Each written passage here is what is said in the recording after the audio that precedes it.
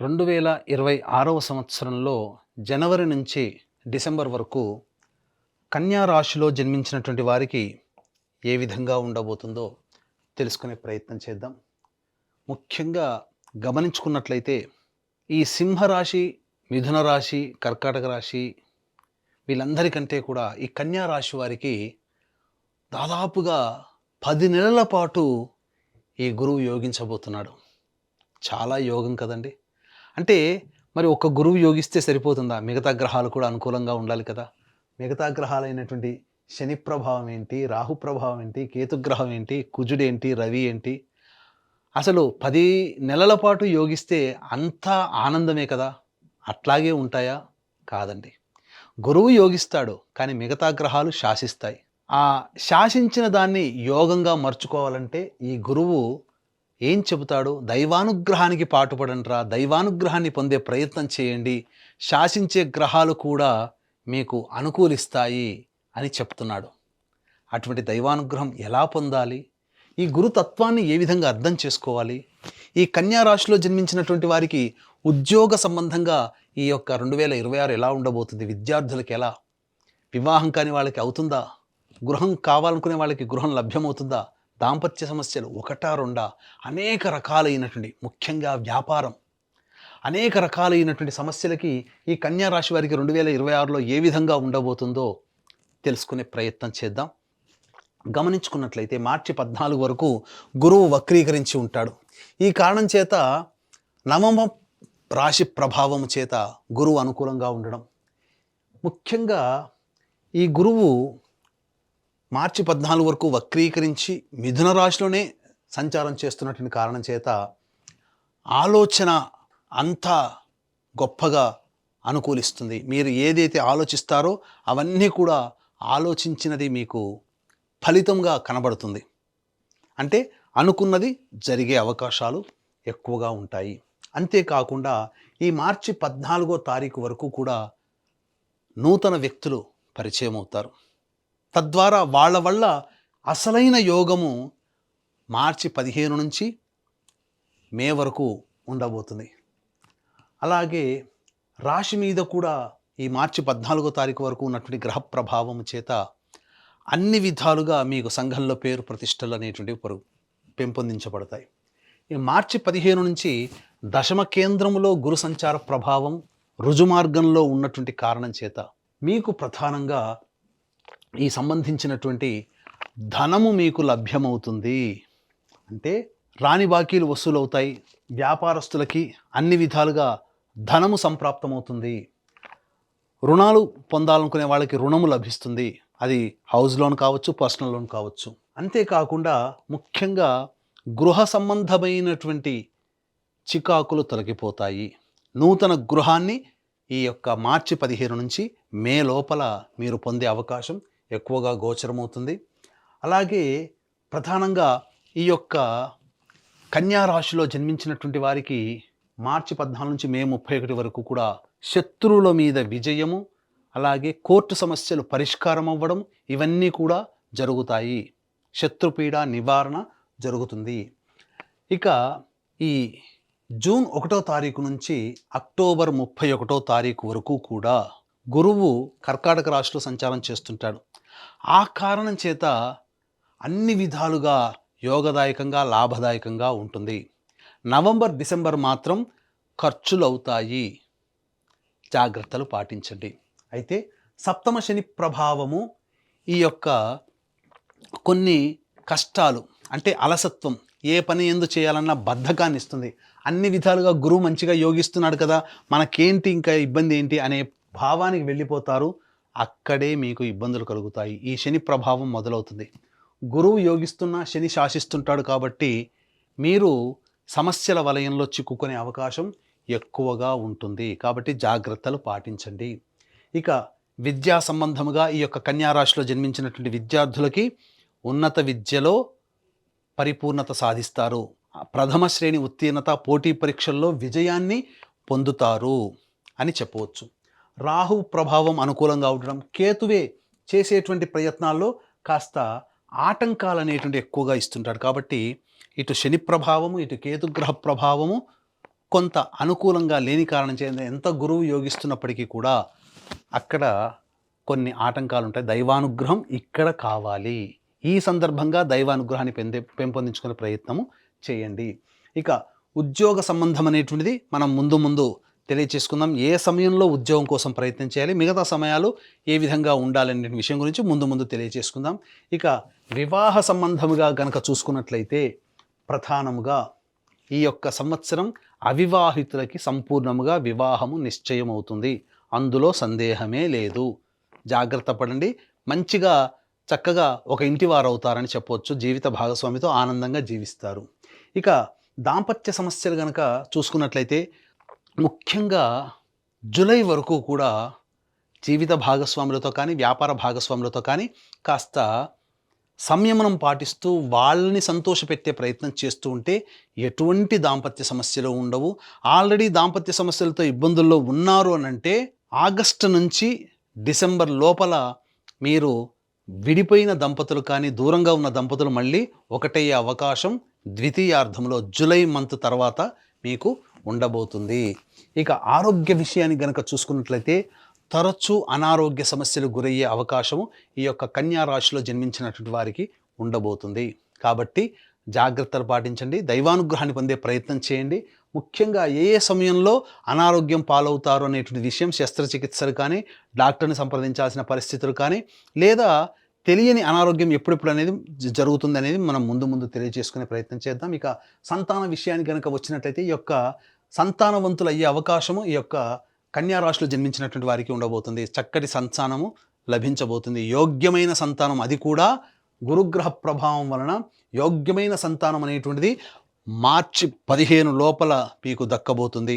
వివాహమైన వాళ్ళకి సంతానం అనగా కన్సీవ్ అవ్వడం కానీ లేదా సంతానం పొందడం కానీ మార్చి 15 లోపల అయ్యే అవకాశాలు ఎక్కువగా ఉన్నాయి అని చెప్పవచ్చు.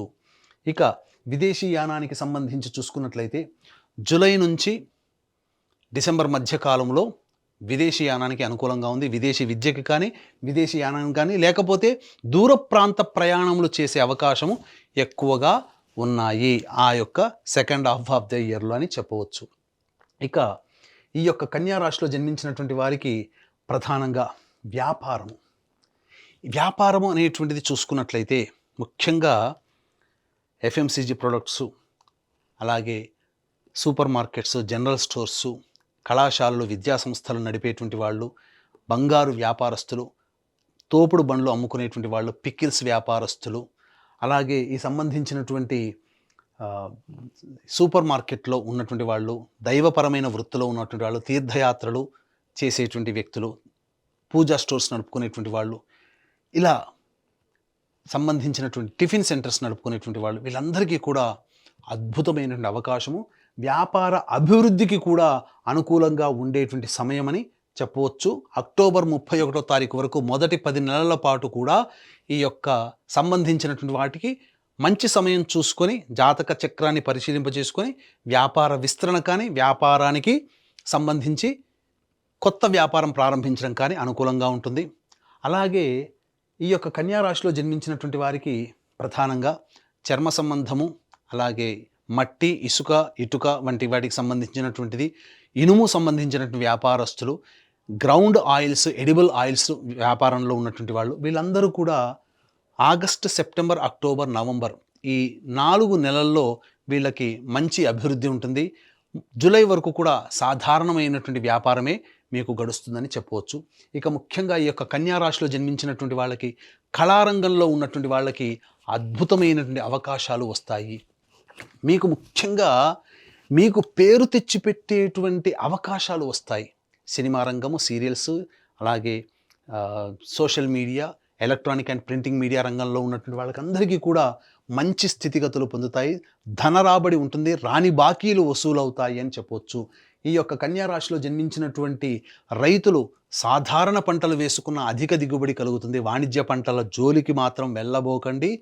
సాధారణ శాస్త్రీయమైనటువంటి పంటల్ని వేసుకోండి. మంచి దిగుబడితో మీరు లాభాల బాటలో ఉంటారు అని చెప్పవచ్చు.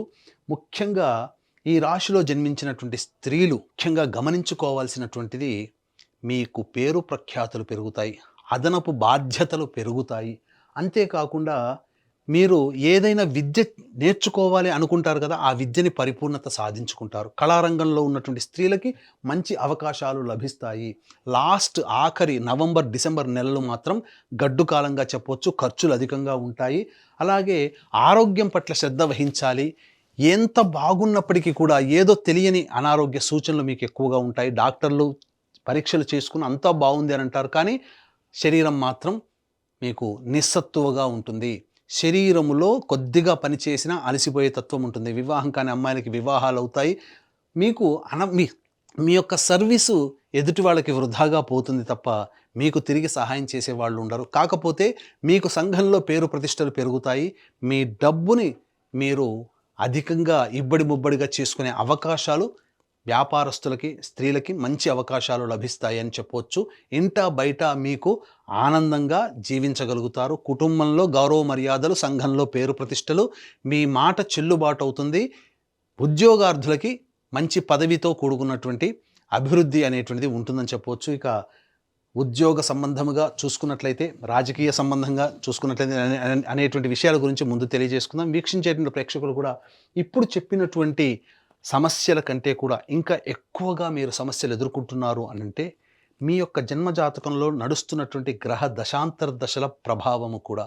కాబట్టి దగ్గరలోని మంచి ఉపాసనా పరులైనటువంటి జ్యోతిష్యులని సంప్రదించి వారి సలహాలు, సూచనలు కనుక పాటించినట్లయితే మరింత మెరుగైనటువంటి జీవితాన్ని పొందుతారని తెలియజేయవచ్చు.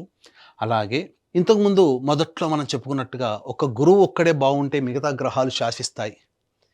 కాబట్టి ఆ గ్రహాల యొక్క అనుగ్రహం కూడా పొందాలి అంటే జాతకరీత్యా దైవానుగ్రహం తప్పనిసరి ఈ కన్యా రాశి వారికి. కాబట్టి ఇట్టి దైవానుగ్రహం అందరికీ అందించాలనేటువంటి ఒక సదుద్దేశంతో ప్రతి నెల ఒక పర్వదినములో, పుణ్యక్షేత్రములో మీ జాతకరీత్యా కలుగు అన్ని రకాల సమస్యల నివారణకి సర్వదోష నివారణ పూజలు, హోమాలు, ఆరోగ్యం కోసం మృత్యుంజయం, అలాగే శత్రుబాధ, కోర్టు సమస్యలకి సుదర్శన హోమము, వివాహం కాని వాళ్ళకి వివాహ సంబంధంగా హోమాలు, ఆరోగ్యపరంగా హోమాలు, అలాగే దాంపత్యపరంగా, ధనపరంగా సంబంధించినటువంటి లక్ష్మీ హోమాలు, ఇలా సర్వదోష నివారణ పూజలు, హోమాలు అనేటువంటివి జరిపించడం జరుగుతుంది. అవకాశం ఉన్న వాళ్ళు స్క్రీన్పై కనిపిస్తున్న నెంబర్కి కాంటాక్ట్ చేసి మీ గోత్రనామాదులు నమోదు చేసుకోవచ్చు. ఇక గమనించుకున్నట్లయితే ఇంతకుముందు చెప్పుకున్నట్లుగా ఉద్యోగ సంబంధించినటువంటి వాటి గురించి మనం చూసుకుంటే, ఎప్పుడు ఈ యొక్క కన్యా రాశిలో జన్మించినటువంటి వారికి ఉద్యోగ సంబంధంగా బాగుంటుంది అనేటువంటి విషయాల గురించి మనం తెలుసుకునే ప్రయత్నం చేద్దాం. ఈ యొక్క కన్యా రాశిలో జన్మించినటువంటి వారికి ప్రధానంగా ఫిబ్రవరి 13వ తారీఖు నుంచి మార్చి 13వ తారీఖు వరకు కూడా అనుకూలంగా ఉండేటువంటి సమయం. ఈ సమయంలో మీరు ఉద్యోగాలు మారవచ్చు, కొత్త ఉద్యోగం వెతుక్కోవచ్చు, నిరుద్యోగస్తులకి మంచిది. అలాగే ఉద్యోగ సంబంధంగా శుభమైనటువంటి వార్త మీరు పొందుతారని చెప్పవచ్చు. అలాగే జూన్ 15వ తారీఖు నుంచి ఆగస్టు 16వ తారీఖు వరకు కూడా, జూన్ 15 టు ఆగస్టు 16 కూడా అనుకూలమైనటువంటి సమయము. ఈ సమయంలో కూడా నిరుద్యోగస్తులకి ఉద్యోగం కానీ లేదా కొత్త సంస్థల్లో ఉద్యోగం మార్పు కానీ చేసుకోవచ్చు. ఇక నవంబర్ 16 నుంచి డిసెంబర్ 15 వరకు కూడా ఈ సంవత్సరం అనుకూలంగా ఉంది. మిగతా సమయాలు మాత్రం ఏమాత్రం అనుకూలంగా లేదు. ప్రయత్నించి భంగపాటు పడేదానికంటే ఉన్న సంస్థల్లోనే మిగతా సమయాల్లో మీరు ప్రయత్నం చేసుకోండి, అక్కడే పని చేయండి.